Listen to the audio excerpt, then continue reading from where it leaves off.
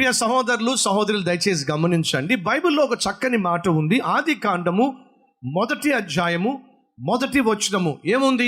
ఆది యందు వాక్యము ఉండెను. వాక్యము, అవునా? ఆది యందు దేవుడు భూమిని ఆకాశములను సృజించెను. రైట్, వినండి. ఆది యందు, ఇన్ ద బిగినింగ్, దేవుడు, గాడ్. ఈ ఒక్క ముక్కే తీసుకుందాం. In the beginning God. ఆది యందు దేవుడు. ఆది అంటే ప్రారంభం. ప్రారంభములో దేవుడు ఉంటే ఎంత బాగుంటుందండి.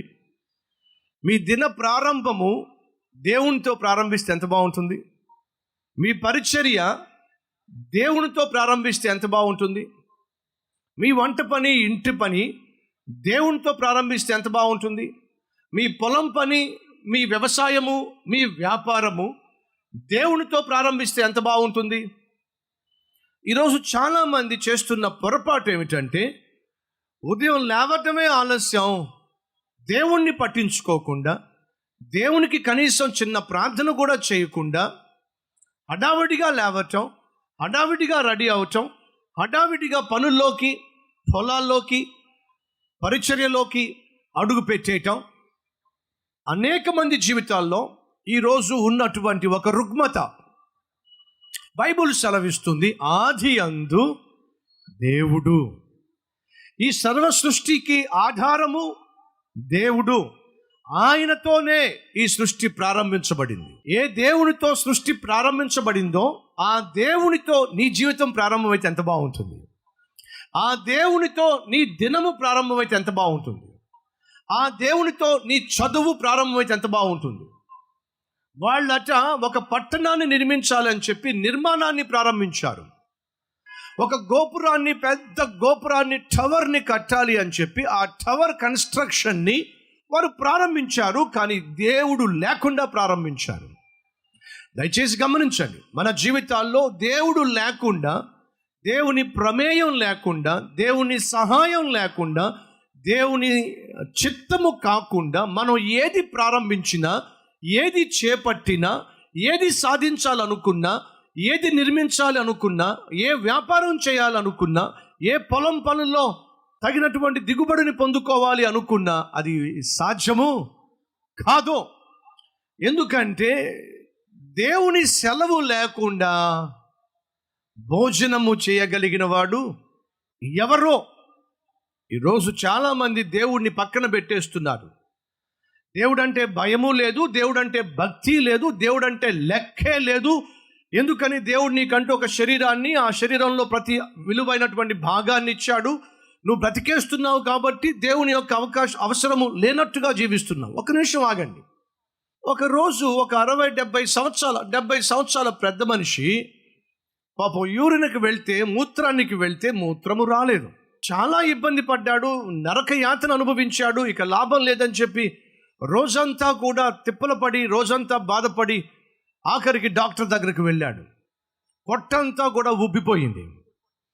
డాక్టర్ దగ్గరకు వెళ్ళి భయంకరమైనటువంటి వేదనతో, డాక్టర్ గారు నాకు మూత్రం రావటం లేదు, పొద్దున్నుంచి ఇబ్బంది పడుతున్నా, నరకం అనుభవిస్తున్నా, ఇక తప్పదని చెప్పి మీ దగ్గరకు వచ్చా అని అంటే, డాక్టర్ గారు పరిశీలించి ఒక ఇంజెక్షన్ ఇచ్చి 2-3 మాత్రలు ఇచ్చాడు.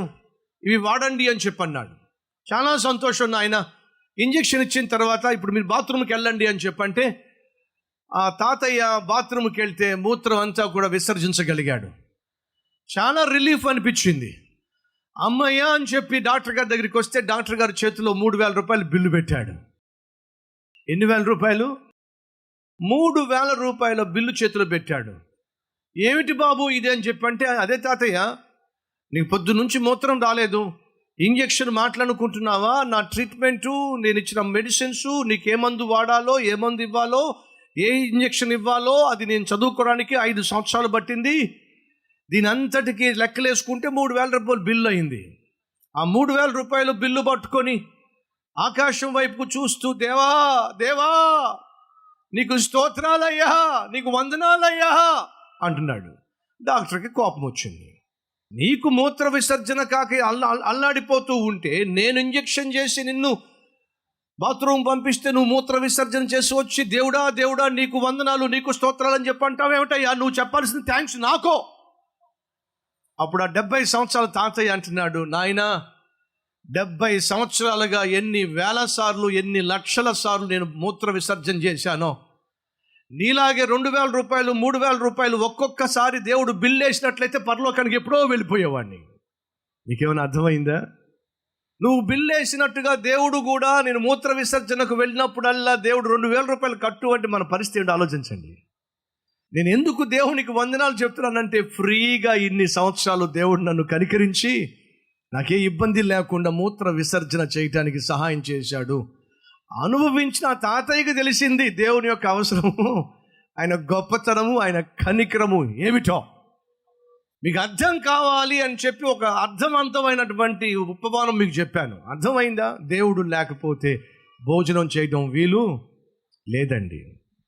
ప్రభువు సెలవిచ్చాడు, నాకు వేరుగా ఉండి మీరు ఏమీయో చేయలేరో.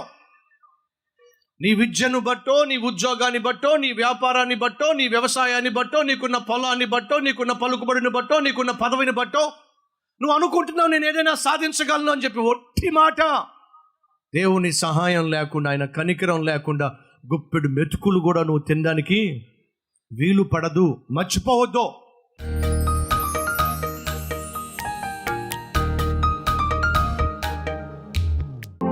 రెండు చేతులు పైకెత్తి, ప్రభువా నువ్వు లేకుండానే ఇప్పటి వరకు జీవిస్తూ వచ్చాను, క్షమించు నాయన. నువ్వు లేకుండా నేనేం చేసినా అందులో విజయాన్ని సాధించలేను అనే సత్యాన్ని అనుభవపూర్వకంగా నేను తెలుసుకొని నష్టాల్లో, కష్టాల్లో, కన్నీటి లోయల్లో కూరుకుపోయి ఉన్నాను. మన్నించు నాయన. నూతన మనస్సును, నూతన హృదయాన్ని దయచేసి ఇక నుంచి నాయన ప్రతి ఒక్కరి దేహాన్ని నీ దేవాలయముగా విశ్వసించి పరిశుద్ధముగా జీవించి నిన్ను మహిమపరిచి నీకు సాక్షులుగా బ్రతికే భాగ్యము ప్రతి ఒక్కరికి దయచేయమని ప్రార్థనలో ఏకీభవించిన ప్రతి ఒక్కరి పేరు జీవగ్రంథంలో లిఖింపచేసి నిత్య జీవానికి వారసులుగా ఎంచమని, ఇక నుంచి వారి కుటుంబంలో క్షేమము, సమాధానము, సంతోషము, సకల ఆశీర్వాదము, నీతో సహవాసము, సమృద్ధి సదాకాలము అనుగ్రహించమని, ఆశీర్వదించమని యేసు నామం పేరట వేడుకుంటున్నాం తండ్రి. ఆమెన్.